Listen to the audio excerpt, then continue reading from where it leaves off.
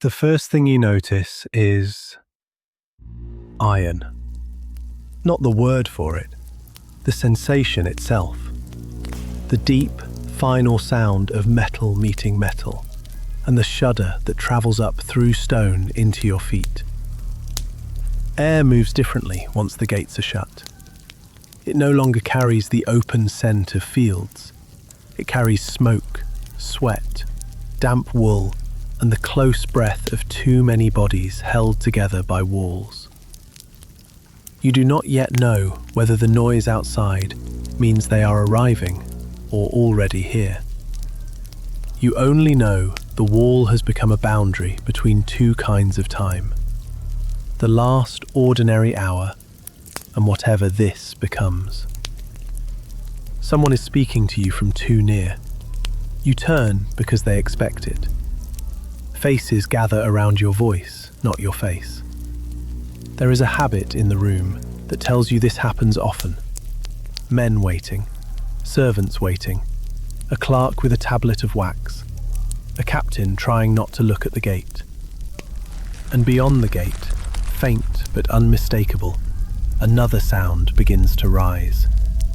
Wood on wood, wheels over earth.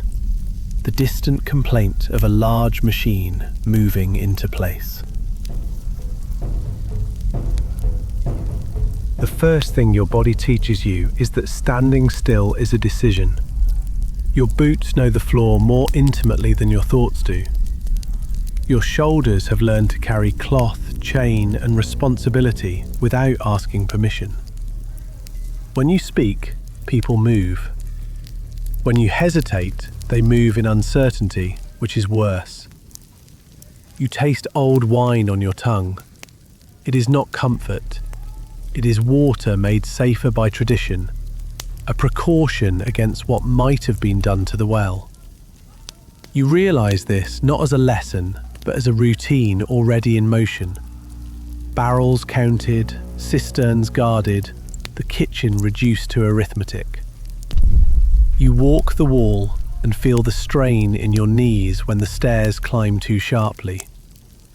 Below, the enemy camp is not a single thing, but a living perimeter.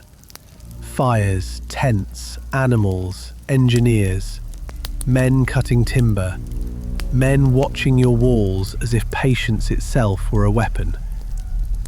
Then the first stone arrives. It does not announce itself with drama. It simply enters your world, a blunt arc through the air, and slams into masonry with a crack that makes everyone nearby flinch before they can choose to. Dust blooms from the impact. Somewhere a child begins to cry and is quickly hushed. By the third day, or the 10th, the days begin to lose their edges. You learn the siege by its effects. The kitchen changes first. Bread is cut smaller. Porridge becomes thinner. Meat becomes memory. A stable hand speaks too quickly when he says the horses have enough feed, because everyone can hear what is missing from the sentence. You start noticing how sound travels inside a fortress that is no longer peaceful. A shout from the outer curtain means a ladder. A thud beneath the stones means digging. The men who listen at the ground have dirt under their nails and exhaustion in their eyes, because they are hearing for something you cannot yet see.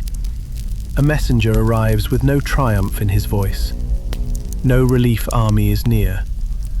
The word lands in the hall and does not break anything, which is somehow worse. Outside, the enemy has begun using engines with deliberate rhythm. Stone against stone. Wait, stone again.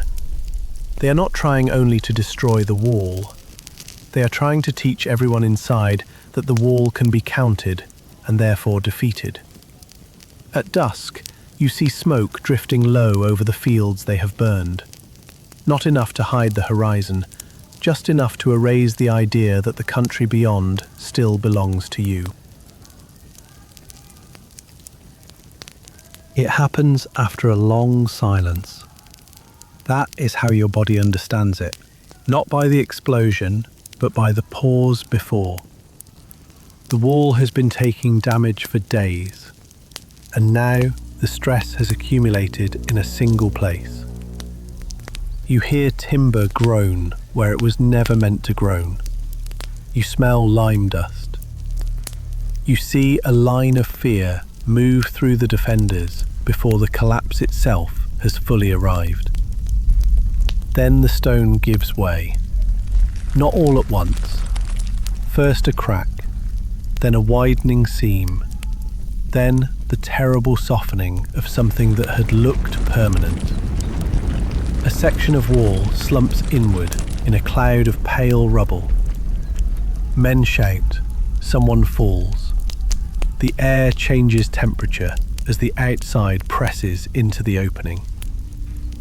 The fortress is no longer a fortress. It is a place with a wound. And through that wound comes not just attackers, but possibility. The enemy is suddenly near enough to touch, near enough to kill, near enough to make everyone inside understand that waiting is over. Now the body that wore a crown has to think like a wall. Not strong everywhere, only at the point of pressure. You do not command everything. You never did. You choose the narrowest ground, the stair that can be held by few, the courtyard that can be crossed only slowly, the breach where rubble itself becomes a defense if men are forced to climb it under missiles and fear. You remember what the castle taught you before it taught everyone else. Height matters. Narrow passages matter. Time matters. The men with long poles can turn ladders. The archers above can make a bad approach fatal. The rubble at the breach creates uncertainty, and uncertainty is stronger than armor for a moment or two. You send the tired men where tired men can still be useful. You keep the freshest guards at the opening. You order the wounded to carry water before they can carry swords. Someone brings boiling liquid to the parapet, and the smell rising from it is sharp enough to cut through smoke. The enemy pushes at the gap. You do not see a faceless tide. You see hands on broken stone, feet searching for purchase, shields raised too late. Men who also know what hunger is, because no army can ignore time forever. The first line falters when the ladders are shoved away. The second line hesitates because the breach is narrower than it looked from outside. And in that hesitation, you gain something precious. A minute, then another. Not victory, not safety, just enough structure for courage to exist. By the end, the kingdom is smaller than it was when the gates first shut. That is what sieges do. They reduce the world until every room contains a choice, and every choice has a cost. You understand now that rule is not the power to prevent suffering. It is the duty to remain legible while suffering is all around you. People need your stillness because panic spreads faster than fire. They need your voice because a voice can make a room feel larger. They need your presence because inside a siege, absence is a kind of surrender. A king under siege is not a figure above the people. He is what remains when the distance between command and consequence disappears. The walls have taught you that strength is not the absence of cracks. It is what can be done inside them before they widen. And when you look at the faces around you, ash-blackened, sleepless, waiting for the next strike, you realize the kingdom was never only land or stone. It was this, the shared refusal to become smaller than fear. You are a king whose kingdom is under siege.